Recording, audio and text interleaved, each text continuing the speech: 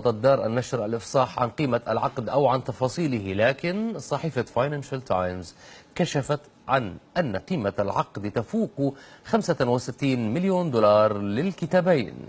وقالت دار النشر التي سبق لها طبع وترويج كتب أمامة الثلاثة السابقة إن الاتفاق يشمل أيضا توفير مليون نسخة من الكتابين للمؤسسة غير الربحية فيرست بوك، دعما لجهود المؤسسة التي استحدثها باراك أوباما، وذلك في إطار الجهود الخيرية التي تبذلها المؤسسة، وتأكيدا للدور الاجتماعي لدار النشر الدولية. حلو. هلا اليوم ميشيل نحن عم نتكلم عن مذكرات سياسية، والمذكرات السياسية هي دائما جاذبة للجميع. بتعرف في أي شخص سياسي يقوم بكتابة مذكراته ونشرها.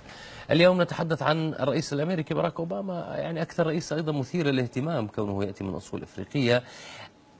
رقم قياسي جديد في كتابة المذكرات السياسية بهذا المبلغ 65 مليون دولار.